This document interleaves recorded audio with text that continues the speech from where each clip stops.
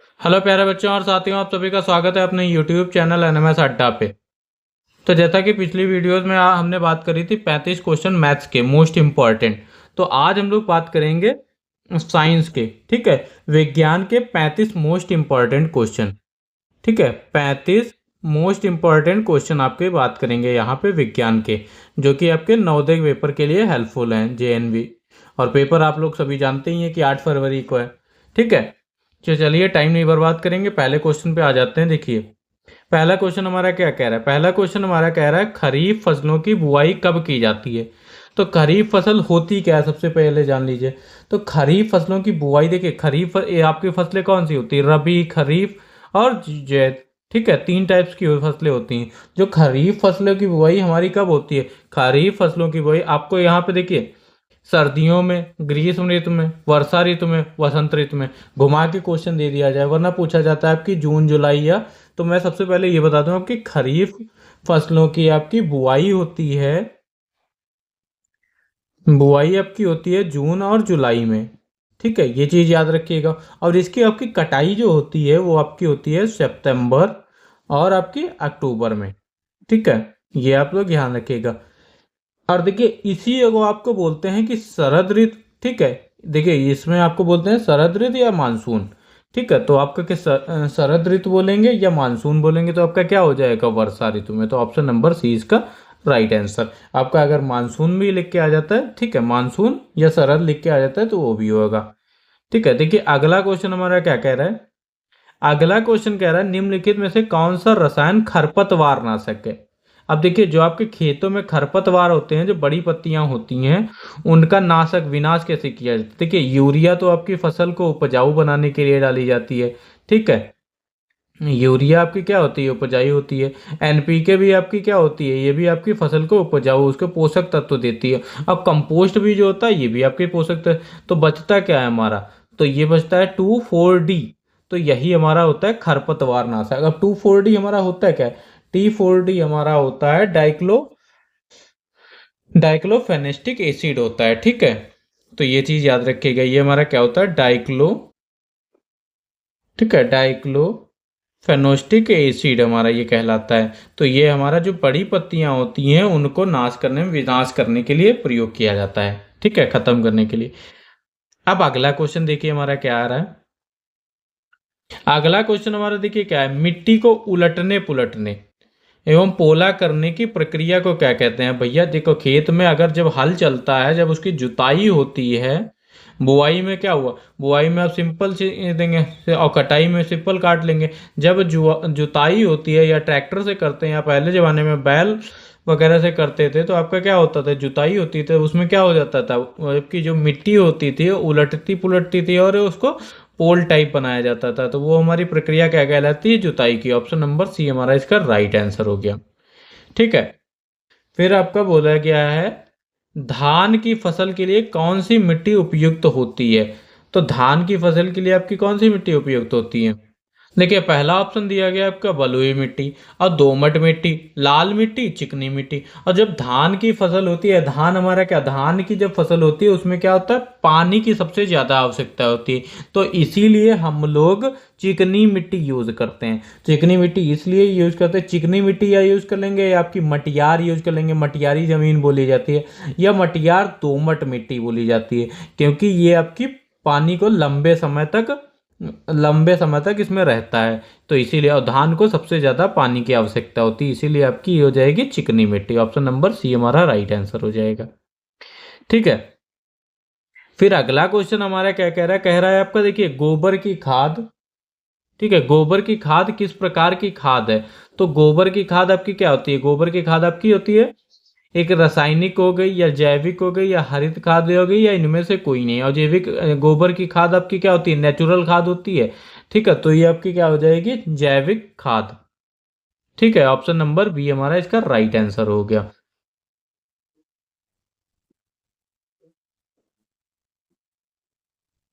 फिर आ जाते हैं, अब इसी में थोड़ा और डिटेल से बता देते हैं। जैसे गाय या भैंस के सूखे गोबर को कंपोस्ट खाद के रूप में भी इस्तेमाल किया जाता है, अभी ऊपर बात करे थे।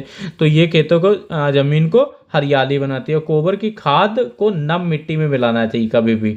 और फसल बोने से पहले 3 से 4 हफ्ते पहले गोबर की खाद उसमें डालें, नहीं तो आपकी फसल बहुत अच्छी होती है। ठीक है। फिर देखिए अगला क्वेश्चन हमारा क्या कह रहा है दही जमाने के किस सूक्ष्म जीव का उपयोग किया होता है। ठीक है, उपयोग होता है या जीवाणु या कवक। अब देखिए दही जमाने की प्रक्रिया किससे जमता है आपका, लैक्टोबिलस के। ठीक है, एक बैक्टीरिया होती है आपका, क्या होता है, लैक्टोबिलस। ठीक है, ये लिख लीजिएगा आपको, लैक्टो। ठीक है, लैक्टोबिलस। और ये एक टाइप का आपका क्या होता है, ये क्या आपका जीवाणु कहलाता है। ठीक है, जीवाणु होता है। तो ये हमारा ऑप्शन नंबर 1 हमारा इसका राइट आंसर हो जाएगा। ठीक है। फिर लिखा है देखिए निम्नलिखित में से कौन सा रोग वायरस के कारण होता है। तो वायरस क्या होता है, आपने बोला कि उसको वायरस फैल गया है। ठीक है, तो वायरस के कारण आपका कौन सा रोग होगा, हैजा, टाइफाइड, पोलियो। ठीक है, तो देखिए हैजा, टाइफाइड, पोलियो या मलेरिया, तो एक तो वायरस नहीं होता, ये तो आपके ट्रांसफर होते हैं ना। और जो पोलियो होता है एक टाइप का वायरस होता है। ठीक है, जैसे उस जन्मजात है आपका इनीट एबिलिटी है उसके। ठीक है, तो ये आपका पोलियो हो गया। ठीक है, एक टाइप का आपका वायरस है। तो ये याद रखिएगा, हैजा हुआ, टाइफाइड हुआ, मलेरिया हुआ ना, ये तो बुखार, इसको तो छूने से होता है। ठीक है, फिर बोला गया आपका अगला क्वेश्चन हमारा क्या कह रहा है, पौधे में नाइट्रोजन स्थिरीकरण करने वाला जीवाणु कौन सा है। तो इसमें देखिए पहला ऑप्शन आपका राइजोबियम या एजोटोबैक्टर या लैक्टोबिलस। तो लैक्टोबिलस अभी हमने दूध के लिए, ईस्ट आपका एक फूड फीडिंग के लिए होता है, तो हमारा इसका ऑप्शन क्या हो जाएगा, ऑप्शन नंबर 1 हो जाएगा। ठीक है, राइजोबियम कहलाता है। अगले क्वेश्चन पे आ जाते हैं। देखिए अगला क्वेश्चन हमारा क्या कह रहा है,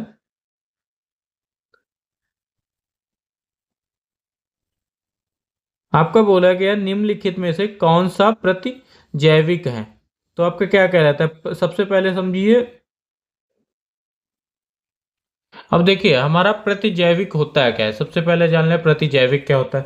देखिए प्रतिजैविक बोला जाए या इसको एंटीबायोटिक बोला जाए। ठीक है, तो एंटीबायोटिक हमारी क्या काम करती है, उससे समझ लीजिए जीवाणुओं से होने वाले आपके संक्रमण या कोई भी रोग हो जाता है उसका इलाज के लिए इस्तेमाल की जाने वाली दवाएं होती हैं। एंटीबायोटिक आपने बोला कि डॉक्टर ने बोला कि कुछ भी आपको बीमारी है तो साथ में एंटीबायोटिक लगाते हैं, तो आपको क्या होती है, संक्रमण के इलाज के लिए इस्तेमाल की जाने वाली दवाई होती है। ठीक है, और जो कि हमारी बैक्टीरिया को मारती हैं। तो यहीं पे देखिए, तो हमारा इसमें ऑप्शन देखिए, पहला ऑप्शन है पेनिसिलिन। ठीक है, या एस्पिरिन, या आपका पैरासीटामोल, या आपका विटामिन सी। तो कौन सा प्रतिजैविक होगा, हमारा पेनिसिलिन। ठीक है, ये तो हमारी, ठीक है, ये एक हमारा एंटीबायोटिक होता है। फिर आपका आ जाते हैं 75 नंबर, बोल रहा है कि अगला क्वेश्चन हमारा बोल रहा है, कह रहा है भोजन को खराब होने से बचाने के लिए किस विधि का उपयोग किया जाता है। अब देखिए अपने घर का आप लोग खाना कैसे बचाते हैं, कैसे भोजन खराब ना हो, तो आप फ्रिज में रखते हैं, उसको ठंडी जगह रखते हैं। ठीक है, जब ज्यादा गर्मी होती है तो आप समझिए कि इसमें क्या है। अब इसका पहला दिखाया है पाश्चौरीकरण, तो ये भी आपका हो गया। ठीक है, ये सही है आपका। फिर बोला गया निर्जलीकरण। ठीक है, और फिर आपको उच्च ताप उपयोग से किस लिए बचाया जाता है, तो आपका ऑप्शन नंबर डी हमारा इसका राइट आंसर हो जाएगा, उपयुक्त सभी। ठीक है, अगला क्वेश्चन हमारा क्या कह रहा है निम्नलिखित में से कौन सा प्राकृतिक रेशा है। ठीक है, अब प्राकृतिक रेशा क्या है, सबसे पहले आप जानेंगे कि प्राकृतिक रेशा होता क्या है। तो प्राकृतिक रेशा हमारा क्या होता है, नेचुरल फाइबर्स। ठीक है, क्या होता है आपका, नेचुरल फाइबर।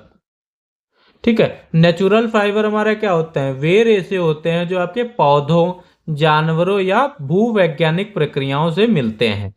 ठीक है, जैसे इसका इस्तेमाल कहाँ किया जाता है, इसका इस्तेमाल जैसे आपका रस्सियां बनाने में किया जाता है, कागज बनाने में किया जाता है, या कपड़े वगैरह बनाने में किया जाता है। तो ये हमारे क्या कहलाते हैं, प्राकृतिक रेशे। अब जैसे इनका उदाहरण ले लिया जाए तो ये आपका क्या कहलाएगा, उदाहरण ले लेते हैं हम लोग अगर प्राकृतिक रेशों के, तो सूती हो गया, आपका रेशमी हो गया, सुना होगा आप सभी ने, रेशमी हो गया, ऊनी हो गया, या फिर जूट कह जाता है। ठीक है, ठीक है, जूट हो जाता है। तो ये हमारे क्या होते हैं, सारे प्राकृतिक रेशे होते हैं। कि इसमें तो देखिए इसमें क्या हो जाएगा आपका, पहला नायलॉन, तो नायलॉन तो आपका नेचुरल फाइबर तो होता नहीं है। पॉलिस्टर भी आपका नेचुरल फाइबर नहीं होता है, और रेयॉन भी आपका नेचुरल फाइबर नहीं होता है। तो आपका क्या हो जाएगा, कपास एक आपका नेचुरल फाइबर है। ठीक है, प्राकृतिक रेशा है। ऑप्शन नंबर डी हमारा इसका राइट आंसर हो गया। ठीक है, फिर देखिए हमारा अगला क्वेश्चन क्या कह रहा है। अगला क्वेश्चन कह रहा है प्लास्टिक की प्राकृतिक कैसी होती है। तो प्लास्टिक तो सभी ने देखा होगा ना। अब प्लास्टिक देखिए, प्लास्टिक की प्रकृति आपकी क्या हो जाएगी, बोला जाए तो अंश, ठीक है, आपका बोला जाए अंशंचारक होती है। ठीक है, अब प्लास्टिक क्या होता है, जैसे प्लास्टिक हो गया हवा या पानी के साथ क्रिया नहीं करता है। तो प्लास्टिक जैसे हम धूप में रख के वो हवा के साथ या पानी के साथ वो क्रिया नहीं करता है। प्लास्टिक हमारा क्या होता है, प्लास्टिक मजबूत भी होता है, हल्का भी होता है, टिकाऊ भी होता है। आजकल लोग चीजें खरीदते हैं, मोटरसाइकिल भी लेते हैं, तो उसमें भी प्लास्टिक का ही ज्यादा मटेरियल, और यह रासायनिक रूप से स्थिर होता है। तो ये समझिएगा। ठीक है, अब प्लास्टिक दूसरी धातुओं की तुलना में सस्ता भी होता है। ठीक है। ठीक है, तो हमारा क्या हो जाएगा, जैव निम्नीकरण, तो ये तो होगा नहीं, अजैव निम्नीकरण होता है। ठीक है, ये भी नहीं होगा क्योंकि जैव थोड़ी ना होगा, ये अजैव निम्नीकरण किया जाता है प्लास्टिक की प्राकृतिक का। ठीक है, तो ऑप्शन नंबर बी हमारा इसका राइट आंसर हो गया। फिर आ जाते हैं आपको देखिए, अगला क्वेश्चन हमारा कह रहा है टेफलॉन। टेफलॉन किस प्रकार का प्लास्टिक है। अब देखिए प्लास्टिक हमारे दो प्रकार के दिए गए यहाँ पे, थर्मोप्लास्टिक और थर्मोसेटिंग प्लास्टिक। ठीक है, अब देखिए थर्मोप्लास्टिक और थर्मोसेटिंग प्लास्टिक होता है क्या, इनमें डिफरेंस जान लेते हैं, तब भी तो हम जान पाएंगे। जब आपका थर्मोप्लास्टिक होता है वो ऐसे प्लास्टिक होती है, ऐसी प्लास्टिक से बनी होती है जिसे गर्म करने पर या आसानी से अगर उसको मोड़ा जाए और विकृत हो जाती हैं, तो आसानी से वो मुड़ जाती हैं, तो उन्हें आपको क्या बोलते हैं, थर्मोप्लास्टिक। जैसे आपका पॉलीथीन हो गया, पीवीसी हो गया, तो ये हमारे क्या कहलाते हैं, आपका थर्मोप्लास्टिक। ठीक है, अब थर्मोसेटिंग प्लास्टिक क्या होता है हमारा, थर्मोसेटिंग प्लास्टिक क्या होती है, ऐसी प्लास्टिक से बने होते हैं जिन्हें बाएं सांचे में ढाल दिया जाता है, इन्हें गर्म या नर्म नहीं किया जा सकता। ऐसे प्लास्टिक्स आपने देखे होंगे थर्मोसेटिक, जिसको फिक्स कर दिया जाए वो एक फिक्स, वो ना मुड़ता है ना उसको गर्म करने पे हम लोग उसको नम नहीं कर सकते, तो ऐसे प्लास्टिक्स हमारे कहलाते हैं थर्मोसेटिंग प्लास्टिक। जैसे आपके तार होते हैं, बैकालाइट देखा है आपने, मेलामाइन देखा है, तो ये इसके एग्जाम्पल हैं, आप लोग लिख लीजिएगा। ठीक है, पेपर में भी पूछ लिया जाता है, बैकेलाइट हो गया, मेलामाइन हो गया, तो ये आपके क्या है, थर्मोसेटिंग प्लास्टिक है।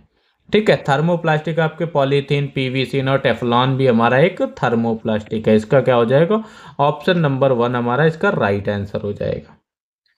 ठीक है, अब देखिए क्वेश्चन आपका पूछा गया है पॉलीथीन किससे बनता है। पॉलीथीन तो सभी ने देखी है, पॉलीथीन आपका एक एथिलीन गैस से बनता है, तो इसका ऑप्शन नंबर वन हमारा राइट आंसर हो जाएगा।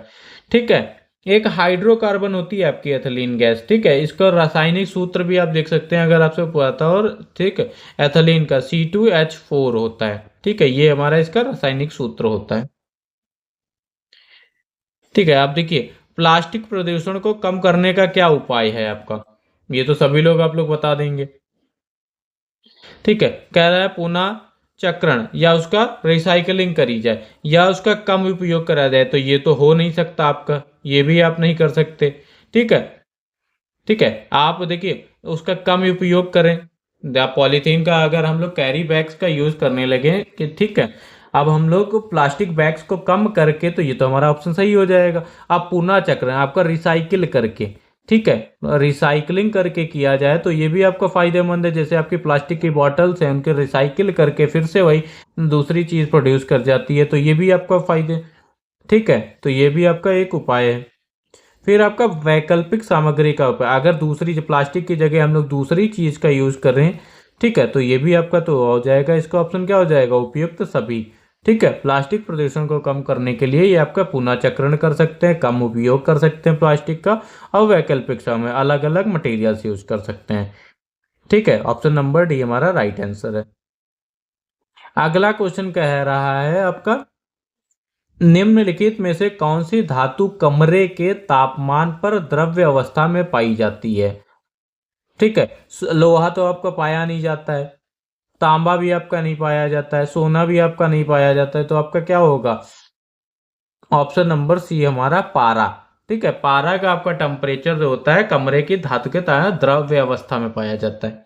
ठीक है, धातुओं का कौन सा गुण उन्हें तारों में खींचने योग्य बनाता है? अब जैसे तार आपके वहां खींचे जाते हैं तो किस योग्य के आपके, तो ये आपकी जो तन्यता होती है तो ये आपकी इसकी तारों को खींचने के योग्य बनाता है। तो ये चीज याद रखिएगा, वो आपके आसमान वाले तारे नहीं, ठीक है, ये जो आपके तार होते हैं। निम्नलिखित में से कौन सा अधातु विद्युत का सुचालक है? अब सबसे पहले जानेंगे कि सुचालक का मतलब क्या होता है। अब सुचालक देखिए, सुचालक एक होता है जिसमें विद्युत और या आपका ताप आसानी से गुजर सकते हैं, उनको क्या कहते हैं? आपका सुचालक है, जिसमें करंट इजीली पास हो जाता है। जैसे आपका एग्जाम्पल ले लें, तांबा, चांदी, एल्युमिनियम, सोना। ठीक है, तांबा, चांदी, एल्युमिनियम, सोना हो गया, निकल हो गया, आपका ग्रेफाइट हो गया। तो हमें यहाँ पे देखने को मिल रहा है ग्रेफाइट, तो हमारा ऑप्शन नंबर वन एक राइट आंसर हो जाएगा। ठीक है, अब जिसमें आपका विद्युत या ताप आसानी से नहीं गुजरता उन्हें आपका क्या कहते हैं? कुचालक कहते हैं। ठीक है, कुचालक जैसे जिसमें आपका करंट फ्लो नहीं करता है। ठीक है, जैसे आपका कोई भी यूज किया जाता है, करंट ना लगे तो आपका क्या कहते हैं? लकड़ी यूज करते हैं, रबड़ यूज करते हैं, कांच यूज करते हैं, हवा, रुई, प्लास्टिक। तो ये आपके क्या है? ये आपके सारे कुचालक हैं। ठीक है, और सुचालक जिसमें आपका करंट इजिली फ्लो हो जाता है। ठीक है, अगला नंबर क्वेश्चन हमारा क्या कह रहा है? फिर कह रहा है आपका, धातुओं को पीट कर पतली चादरें बनाने के गुण को क्या कहते हैं आपका? धातुओं को पीट कर पतली चादरें बनाने के गुण को क्या कहते हैं आपका? अज्ञात, वर्धनीयता, तन्यता या चालकता या चमक। तो ऑप्शन नंबर वन इसका राइट आंसर हो जाएगा, अज्ञात वर्धनीयता। ठीक है, अब अगला क्वेश्चन आपसे पूछा गया है आपका, अधिकांश धातुएं किस प्राकृतिक की होती हैं? तो आपके देखिए, कुछ होते हैं सुचालक भी होते हैं, कुछ आपके तन्य भी होते हैं, कुछ आपके कठोर भी होते हैं। तो ऑप्शन क्या हो जाएगा? ठीक है, उपयुक्त सभी। अब धातुएं भी पड़ी थी ना, सुचालक भी होती हैं कुछ धातुएं आपकी। ठीक है, सुचालक हो गई आपकी, चालक भी होते हैं, कठोर होती हैं, कुछ आपकी नर तन्य होती हैं। तो ये आपके क्या हो जाएगा? ऑप्शन नंबर डी हमारा इसका राइट आंसर हो जाएगा। ठीक है, अब अगला क्वेश्चन हमारा क्या कह रहा है, देखिए, कह रहा है कोयला किस प्रकार का ईंधन है? कोयला तो सभी ने देखा ही होगा आपका।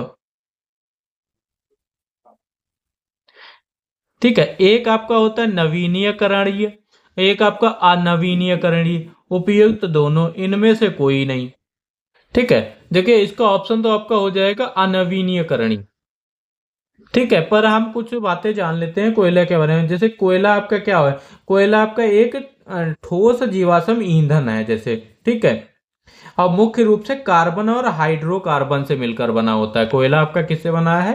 कार्बन और हाइड्रोकार्बन से मिलकर बना है। ठीक है, अब जैसे कोयला में जैसे 60 से 65 से आपका 95% कार्बन होता है।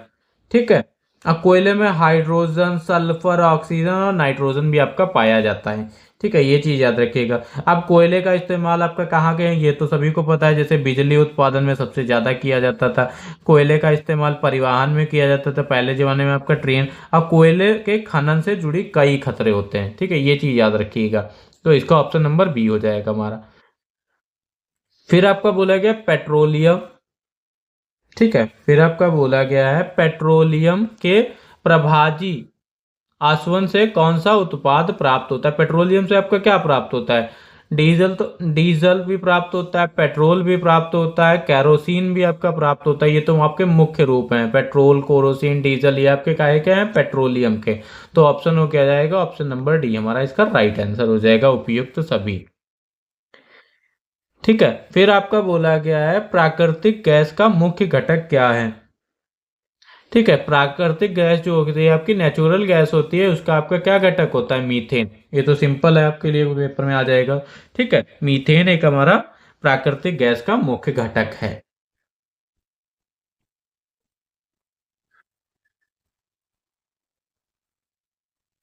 फिर देखिए अगला क्वेश्चन हमारा क्या कह रहा है आपका, कोयले के दहन से कौन सी गैस निकलती है? जब कोयले का दहन होता है तो उससे हमारी कौन सी गैस निकलती है? ठीक है, देखिए जब कोयले का दहन होता है तो वहां से निम्नलिखित गैसें निकलती हैं। जब दहन करते हैं कोयले का तो निम्नलिखित गैसें निकलती हैं। जैसे उसमें आपकी बात कर ली जाए, ठीक है, ऑक्सीजन तो नहीं होती है, इसको काट दीजिए। ठीक है, आपको मिलता है कार्बन डाई ऑक्साइड। ठीक है, ड्राई ऑक्साइड गैस हमारी निकलती है। और आपकी निकलती है मीथेन, दिया हो तो मीथेन निकलती है, सल्फर होता है आपका। ठीक है, सल्फर डाइऑक्साइड होता है आपका, नाइट्रोजन ऑक्साइड होता है, सिर्फ सिंपल नाइट्रोजन नहीं होता है, नाइट्रोजन डाइऑक्साइड दिया होता है तो हमारी गैस निकलती है, और कार्बन मोनोऑक्साइड दिया होता है। ठीक है, तो ऑप्शन नंबर बी हमारा राइट आंसर हो गया। ठीक है, फिर आपसे बोला गया पेट्रोलियम संरक्षण का उपाय क्या है? ठीक है, बताइए। पेट्रोलियम संरक्षण का उपाय हमारा क्या है? पेट्रोलियम सार्वजनिक परिवहन का उपयोग, ईंधन दक्षता, ठीक है, वैकल्पिक ईंधन का प्रयोग या उपयुक्त सभी। तो आपका सार्वजनिक परिवहन का उपयोग भी आपका सही है। ठीक है, और ईंधन दक्षता भी सही है, वैकल्पिक ईंधनों का उपयोग भी कर सकते हैं, तो उपयुक्त सभी हमारा इसका राइट आंसर हो गया। ऑप्शन नंबर डी हमारा राइट आंसर हो गया।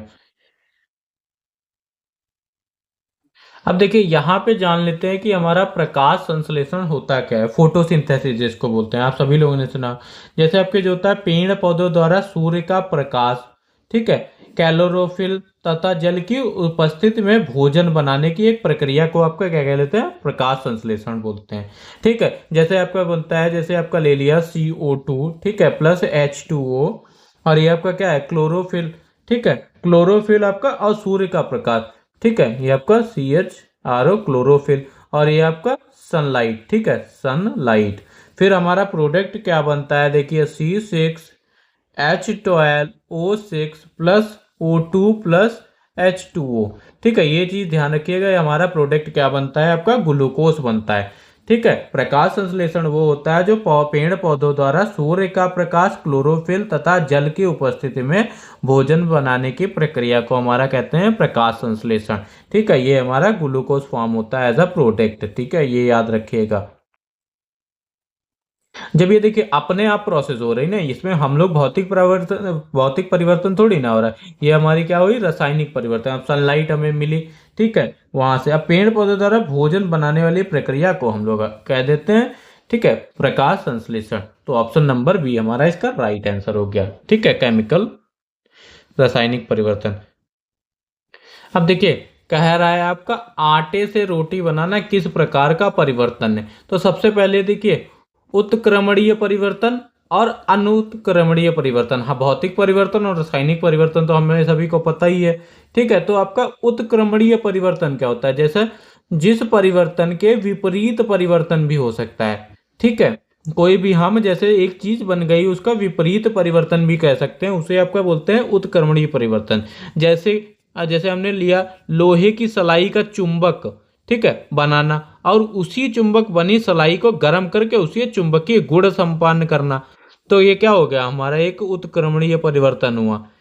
ठीक है, छुई मुई के जैसे आपके पौधे की पत्तियां हाथ लगाते ही मुरझा जाती हैं, और उसे हटा देने के बाद थोड़ी देर बाद वो फिर से पहले जैसी हो जाती है, तो हमारा क्या कहलाता है? उत्क्रमणीय परिवर्तन ये कहलाता है।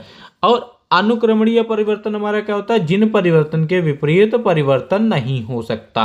अब जैसे कि यहाँ पे आपका रोटी, आटे से रोटी बना रहे हैं, अब ये आपका उसका विपरीत परिवर्तन थोड़ी ना कर सकते। अब रोटी से आप आटा थोड़ी ना बना सकते हैं। जैसे आपने रोटी वे सेंक दी तो उससे आटा थोड़ी ना बना पाएंगे, तो ये हमारा क्या होता है? अनु उत्क्रमणीय परिवर्तन। तो इसी को आपको बोलते थे रासायनिक परिवर्तन भी सेम बोलते हैं। तो यहाँ पे रासायनिक नहीं दिया गया, अगर रासायनिक दिया हो जाता तो उसको टिक करते, तो ये आपका क्या हो जाएगा? ऑप्शन नंबर बी हमारा इसका राइट आंसर हो जाएगा। ठीक है, अब जैसे आपका एक ऑप्शन यहाँ पे दिया गया है आटे से रोटी बनाना, या आपका दिया था बीज का उगना, फिर उसका वृक्ष बनना। तो आप वृक्ष से आप बीज थोड़ी ना बना पाते। ठीक है, तो ये चीजें हो गई। अब जैसे रोटी पकाना, ठीक है, तो ये आपका अनुक्रमणीय परिवर्तन हो गया। इतना आप सभी को समझ में आया? आपका बोला गया है अब उत्पीड़न क्या है? तो उत्पीड़न हमारा वो होता है पर्यावरण में होने वाला कोई भी परिवर्तन जिस पर जीव प्रक्रिया करता है, वो हमारा उत्पीड़न कहलाता है। तो ऑप्शन नंबर 1 हमारा राइट आंसर हो गया इसका। ठीक है, अब अभी हमने पढ़ा जैसे छुई मुई का पौधा किस प्रकार का उद्भिदन के प्रति अनुक्रिया दिखाता है, अभी हमने बात करा ऊपर। तो हमारा ये क्या हो जाएगा, ये इसको जैसे ही स्पर्श करते हैं तो ये हमारा आपका उत्पीड़न की प्रतिक्रिया को दिखाता है। ऑप्शन नंबर 1 हमारा इसका राइट आंसर हो गया। ठीक है, अब अगला क्वेश्चन हमारा कह रहा है प्रकाशोन्वर्तन क्या कहते हैं, क्या है। अब प्रकाशोन्वर्तन आपका क्या है, तो एक हमारा होता है पौधे की प्रकाश की ओर गति। ठीक है, तो ये हमारा कहलाता है आपका प्रकाशोन्वर्तन। ठीक है, ऑप्शन नंबर 1 इसका राइट आंसर हो जाएगा, तो ये चीज याद रखिएगा। ठीक है, अगला क्वेश्चन हमारा क्या कह रहा है, कह रहा है 96 नंबर देखिए, कह रहा है जीवों में प्रजनन क्यों जरूरी है। अब प्रजनन क्या होता है। ठीक है, प्रजनन हमारा देखिए एक आपकी जैविक प्रक्रिया से है जिसके द्वारा किसी प्रजाति के नए सदस्य बनाए जाते हैं, ह्यूमन हो या आपका एनिमल्स हो, तो ठीक है ये आपका नए सदस्य बनाए जाते हैं, जैसे माता पिता या माता पिता से बनाया जाता है। ठीक है, आप लोग समझ गए होंगे, इतना काफी है। तो इसमें देखिए अपनी संख्या बढ़ाने के लिए, तो ये भी सही है इसका ऑप्शन। ठीक है, फिर अगर अपनी प्रजाति को बनाए रखने के लिए तो प्रजनन क्यों जरूरी है, ठीक है जीवों में, तो ये भी सही है। वंश आगे बढ़ाने के लिए, तो ये भी आपका सही है, तो क्या हो जाएगा उपयुक्त सभी।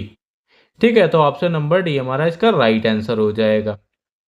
फिर आपका बोला गया है लेंस की क्षमता का मात्रक डायोप्टर होता है, तो ये तो सभी लोग जानते हैं। तब एक डायोप्टर बराबर होता है आपका। अब देखिए इतना तो जान लिया हमने। अब देखिए जैसे जो डायोप्टर होता है उस लेंस की क्षमता होती है, क्या होती है, डायोप्टर आपकी एक लेंस की क्षमता होती है जैसे, और जिसकी फोकस दूरी 1 मीटर होती है। किस पे डिपेंड करता है आपका, फोकस लेंथ पे। ठीक है, फोकल लेंथ पे आपका। ठीक है यार, फोकस लेंथ पे, तो ये किसकी होती है, 1 मीटर के बराबर होती है, ये चीज याद रखिएगा। अब फिर इसको हम लोग रिप्रेजेंट करते हैं डायोप्टर को डी से, और डायोप्टर हमारा क्या होता है, लेंस की क्षमता का सूत्र डायोप्टर इज इक्वल टू 1/फोकल लेंथ। और अभी हमने बात करा ये हमारी क्या होती है, 1 मीटर होती है, तो इसको हम सॉल्व करेंगे तो ये हमारा क्या आ जाएगा, 1 मीटर इनवर्स। ठीक है, तो ऑप्शन नंबर बी हमारा इसका राइट आंसर हो गया। ठीक है, ये चीज याद रखिएगा, फोकस दूरी पे डिपेंड करता है।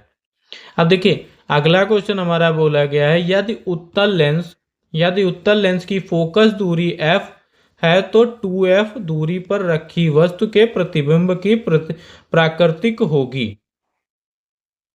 अब इसको ध्यान से देखिएगा, कोई भी हमारा क्या बोला गया है, आपका उत्तल लेंस बोला गया है। ठीक है, उत्तल लेंस हमने बना लिया जिसका बीच, ये देखिए उत्तल लेंस बोला गया। ठीक है, ठीक है, फिर हमारा बोला गया है कोई भी फोकस है। ठीक है, ये आपकी क्या हो जाएंगी, रेज आपकी कन्वर्स हो जाएंगी। ठीक है, फिर आपको बोला ये आपका कॉनकेव लेंस हो गया। ठीक है, उत्तल लेंस हो गया। अब देखिए उत्तल लेंस की फोकस दूरी f और वस्तु की फोकल लेंस 2f है। ठीक है, रखा जाए तो देखिए उसका प्रतिबिंब आपका बन जाएगा, वास्तविक बनेगा, उल्टा बनेगा, और वस्तु के आकार के बराबर बनेगा, ये चीज रखेगा। ठीक है, तो ऑप्शन नंबर 1 हमारा इसका राइट आंसर हो जाएगा। देखिए इसको जैसे हम और डिटेल में जाएं तो देखिए जब कोई वस्तु आपकी उत्तल लेंस के एफ, ठीक है एफ और 2f के बीच रखी जाती है तो बनने वाला प्रतिबिंब हमेशा कहाँ बनता है, आपका 2f पे बनता है, ये चीज याद रखिएगा।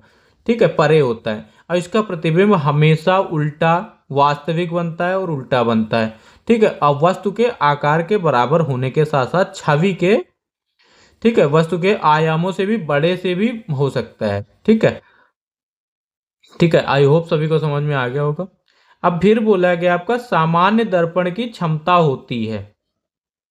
ठीक है, अब इसको देखिए समझेंगे। अब देखिए जो क्या होता है, जैसे समतल दर्पण एक अनंत रूप से बड़े गोलाकार का दर्पण का एक हिस्सा होता है आपका, तो इसीलिए हम लोग बोल देते हैं समतल दर्पण। ठीक है, जो आपका, ठीक है, अरे यहाँ पे हम लोग बात कर रहे थे सामान्य दर्पण, तो सामान्य दर्पण की आपकी उसकी होती है क्षमता 0 होती है। अगर यहीं पे हम लोग समतल दर्पण की बात कर रहे थे तो वो आपकी वक्रता, त्रिज्या और फोकस से अनंत दूरी पे होता है, ये चीज ध्यान रखिएगा। अगर क्वेश्चन बोला जाता है यहाँ पे आपका बोला गया था सामान्य दर्पण, अगर आपका बोला जाता है समतल दर्पण तो ये आपका क्या हो जाता है, उसकी क्षमता आपकी अनंत, इन्फिनाइट तक हो जाती।